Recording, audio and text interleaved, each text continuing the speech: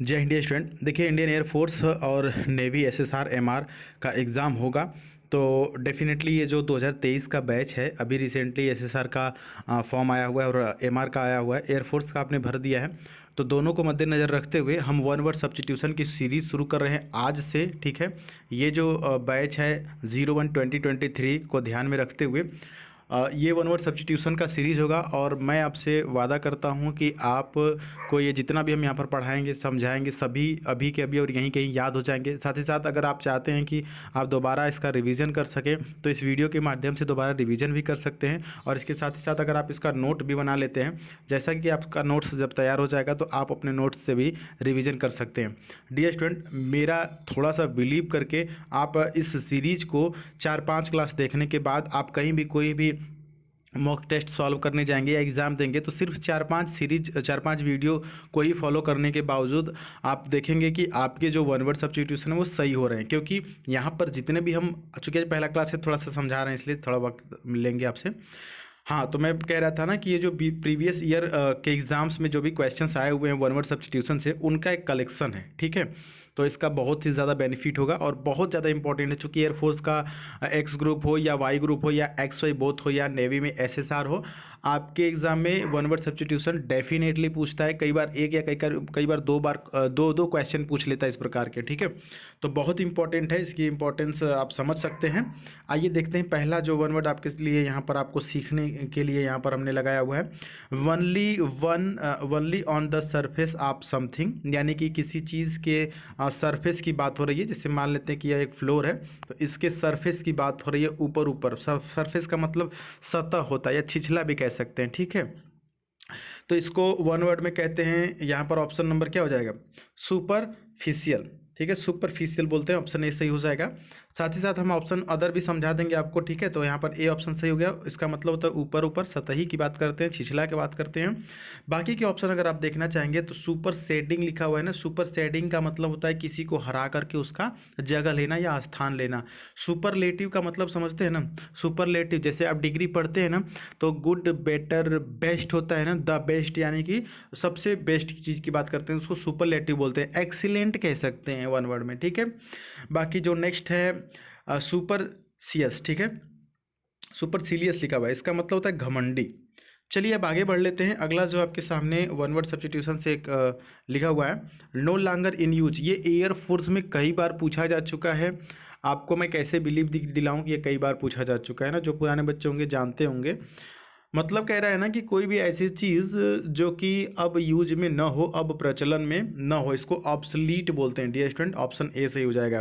अच्छा, एक उदाहरण मैं आपको देता हूँ। जैसे बैलगाड़ी, अब बैलगाड़ी का यूज़ नहीं होता है, बहुत कम जगह पे होता होगा। जैसे लालटेन है ना, आप छोटे रहे होंगे तो देखे होंगे, लालटेन का अब यूज नहीं होता है। अब तो सबके घर में लाइट्स वगैरह हो गई हैं। तो ये सब चीज़ों को क्या बोलते हैं? ऑब्सलीट बोलते हैं। नो लॉन्गर इन यूज, अब इसका यूज़ नहीं होता है। ठीक है, इसको ऑब्सलीट बोलते हैं, याद रखिएगा। बाकी के ऑप्शन अगर देखेंगे तो ओरिजिनल का मतलब आपको पता है ऑथेंटिक होता है। और ऑब्सक्योर का मतलब होता है अनक्लियर, जो चीज़ क्लियर ना हो ना, ऑब्सक्योर बोलते हैं। ओरिएंटल का मतलब क्या होता है?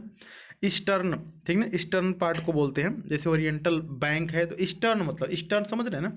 ईस्टर्न एरिया को, ईस्टर्न पार्ट को बोलते हैं ओरिएंटल। क्लियर? आगे देख लेते हैं अगला, मेड ऑफ आर्टिफिशियल सब्सटेंस और मटेरियल।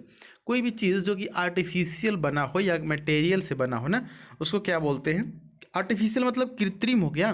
ठीक है ना, कृत्रिम द्वारा जो बना हुआ है, इसको देखिए क्या बोलेंगे?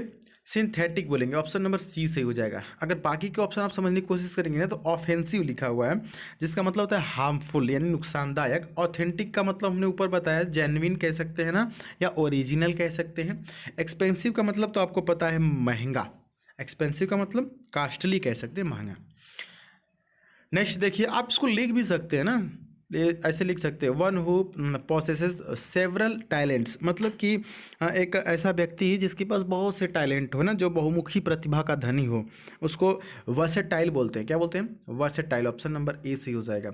बाकी के ऑप्शन अगर आप यहाँ पर देखना चाहेंगे तो वर्चुअस का मतलब होता है गुणवान लोग या कला प्रवीण बोल सकते हैं। वर्बोस का मतलब भी यहाँ पर देख सकते हैं, इसका मतलब होता है ना चीज़ों को आवश्यकता से अधिक मतलब जो बोलने वाला है, जिसको वाचाल बोलते हैं। वर्चुअल का मतलब क्या होता है? वर्चुअल का मतलब आभासी होता है। अगला देखिए बहुत ही ज़्यादा इंपॉर्टेंट है, ये भी कई बार पूछा गया है ना कि स्टडी ऑफ डिजीजेज यानी कि रोगों का जो अध्ययन होता है उसको क्या बोलते हैं। तो डियर स्टूडेंट उसको बोलते हैं पैथोलॉजी।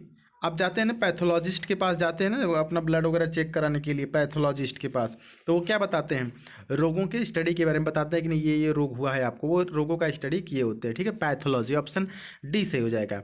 अगर बात करते हैं अदर ऑप्शन की तो न्यूरोलॉजी, आपने देखा होगा कि न्यूरोलॉजी के अलग हॉस्पिटल होते हैं। न्यूरोलॉजी का मतलब होता है माइंड से रिलेटेड, ब्रेन से रिलेटेड है, न्यूरो तंत्रिका तंत्र, न्यूरो से। अच्छा, एंथोलॉजी का मतलब क्या होता है सर? एंथोलॉजी देखिए, एंथोलॉजी बोलते हैं ना कविताओं या लेखनों के अन्य टुकड़ों का जो एक प्रकाशित संग्रह होता है उसको बोलते हैं एंथोलॉजी। इटिमोलॉजी बहुत इंपॉर्टेंट शब्द है, याद रखिएगा। इटिमोलॉजी, इटिमोलॉजी का मतलब होता है ना कि किसी भी शब्द के ओरिजिनल, कहते हैं study of original of a word, किसी भी शब्द के ओरिजिनल का अध्ययन करना। जैसे मदर हो गया, मदर, तो मदर शब्द कहाँ से आया? तो मदर शब्द मैटर से आया हुआ है ना, मैटर से बना हुआ है मदर, है ना। तो ऐसे मतलब मदर का क्या हो गया अब, ये ओरिजिनल फॉर्म हो गया मदर। मैटर से बना मैटरनल केयर, जो माँ के जैसा ख्याल रखे। मैटरनल लीव होता है जो मातृत्व अवकाश के लिए छुट्टी मिलता है।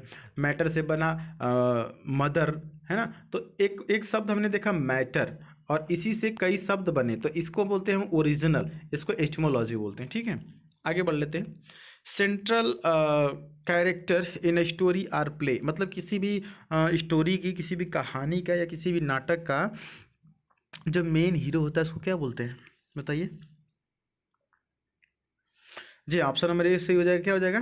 प्रोटागैनिस्ट। ठीक ना, प्रोटागैनिस्ट का मतलब क्या होता है? इसका मतलब होता है वही मेन कैरेक्टर। ठीक ना। बाकी के ऑप्शन देख लीजिएगा। कॉन्टेंटर, कॉन्टेंटर का मतलब विरोधी होता है। एडवर्सरी, एडवर्सरी का भी मतलब विरोधी होता है। और एमुलेटर, एमुलेटर का मतलब होता है जो लोग नकल उतारते हैं, क्लियर, उनको बोलते हैं। अगला देखिए बहुत ज़्यादा इंपॉर्टेंट है, थोड़ा सा ध्यान से समझेंगे इसको। ठीक है, देखिए अ लॉन्ग वुडन सीट, एक लंबी सी लकड़ी की सीट विद बैक, उसके पास बैक होता है, मतलब पीछे नहीं होता टेक लेने वाला, for people to seat in church. Church में ऐसी लगी होती है लंबी सीट लगी होती है जो कि लकड़ी की होती है, बैक उस पर रहता है, उसको क्या बोलते हैं? तो उसको देखिए पीयू बोलते हैं। क्या बोलते हैं? पीयू, ऑप्शन बी से हो जाएगा ना, पीयू बोलते हैं। ठीक है, बाकी के ऑप्शन देख ले। आइल इसको पढ़ेंगे, देखिए तीसरा में जो लिखा है ना AISLE, तो आई इसको पढ़ेंगे। इसका मतलब होता है गलियारा। जैसे आप देखते हैं ना कि कहीं कहीं कोई फंक्शन होता है तो ऐसे दो तरफ से चेयर लगा दी जाती है। ठीक है, मान लेते हैं कि ये चेयर लगी हुई है ना, और उसके बीच की जो जगह होती है उसको बोलते हैं, उसकी बीच की जो जगह होती है उसको बोलते हैं गलियारा, या उसको आइल बोलते हैं। क्लियर, ठीक है, तो ये आइल हो गया। बाकी अगला जो है ऑप्शन चौथा नंबर का देखिए, पुलपिट लिखा हुआ है ना। पुलपिट का मतलब होता है ना जहाँ से गुरु लोग स्पीच देते हैं। ऐसा होता है ना कि जैसे गुरुदेव लोग, जो गुरु होते हैं वो ऐसा बैठ के स्पीच देते हैं ना, होते हैं ना पंडित लोग जो कथा वथा सुनाते हैं बैठ के वहाँ पर, उसको बोलते हैं। अच्छा, अल्टर का मतलब क्या? तो अल्टर का मतलब पूजा पाठ जहाँ पर किया जाता है, जैसे बेदी, पूजा की बेदी, उसको अल्टर बोलते हैं। क्लियर, सब समझ गए? आइए नेक्स्ट देख लेते हैं। A decision on which one can not go back, यानी कि एक ऐसा निर्णय, ऐसा डिसीजन जिसमें कि कोई वापस नहीं जा सकता। मतलब कि आपने एक निर्णय ले लिया, डिसीजन ले लिया, तो वापस उस डिसीजन को आप उससे वापस नहीं जा सकते हैं। तो इसको बोलते हैं इर्रेवोकेबल। क्या बोलते हैं? इर्रेवोकेबल, ऑप्शन ए सही हो जाएगा। अच्छा, बाकी के ऑप्शन अगर आप समझने की कोशिश करेंगे तो यहाँ पर देखेंगे इम्प्रोबेबल। इम्प्रोबेबल का मतलब होता है अनलकीली, और इनकॉरिजिबल का मतलब होता है जिसको सुधारा नहीं जा सकता, जिसको सही नहीं किया जा सकता, जिसको करेक्ट नहीं किया जा सकता। इनक्रेडिबल, इनक्रेडिबल देखिए, क्रेडी हमने बताया था ना, CRE, क्री का मतलब होता है बिलीव ना। क्रीब का मतलब क्या होता है? जैसे क्री से बना क्रेडिट, क्रेडिट क्या होता है? क्रेडिट कार्ड एक आपका बिलीव वाला है, विश्वास वाला ही कार्ड है ना, तो क्री मतलब बिलीव होता है। तो इनक्रेडिबल मतलब कि अविश्वसनीय, ऐसी चीज़ जिस पे विश्वास नहीं किया जा सकता, अनबिलीवेबल कह सकते हैं। क्लियर, तो आज के लिए इतना ही। देखिए ये वन वर्ड सब्स्टिट्यूशन का पहला वीडियो था, इसलिए हमने आपको अच्छे से समझा दिया। हम आपको वन वर्ड सब्स्टिट्यूशन की जब भी वीडियो लाएंगे तो करीब करीब 8 या 10 उसमें आपको वन वर्ड देखने को मिलेंगे। तो जो मेन होता है वो तो ये इस प्रकार के जो होंगे वो 8 या 10 होंगे, लेकिन बाकी की जो हम 4 ऑप्शन समझाते हैं वो भी कहीं ना कहीं वन वर्ड का ही होता है। देखिए वन वर्ड सब्स्टिट्यूशन की सबसे बड़ी खूबसूरती ये है कि आप जो भी वन वर्ड पढ़ते हैं ना, उसमें जो 4 ऑप्शन दिए होते हैं वो भी किसी न किसी का वन वर्ड ही होता है। तो इससे ज़्यादा बेनिफिट होती है। और अगर थोड़ी सी आप मेहनत करना चाहें तो इसको लिख करके अपना नोट्स बना सकते हैं और इससे अपना तैयार कर सकते हैं। और देखिए वन वर्ड सब्स्टिट्यूशन हो गया या ईडियम फ्रेज हो गया या एंटोनिम सिनोनिम हो गया, यानी ये कह सकते हैं कि वोकेबलरी वाले जितना भी सेक्शन है बहुत ही बढ़िया से आपको पढ़ाएंगे समझाएंगे। और वोकेबलरी के सेक्शन की एक खास बात ये भी होती है कि आप खुद से पढ़ के नहीं याद कर सकते हैं। वन वर्ड चाहें तो वन वर्ड की बहुत बड़ी मोटी मोटी बुक्स हैं और ईडियम्स की हैं, लेकिन वो आप खुद से पढ़ के याद नहीं कर पाते, याद ही नहीं होता है ना। तो आप सुनेंगे हमसे, देखेंगे समझेंगे तो याद हो जाएगा।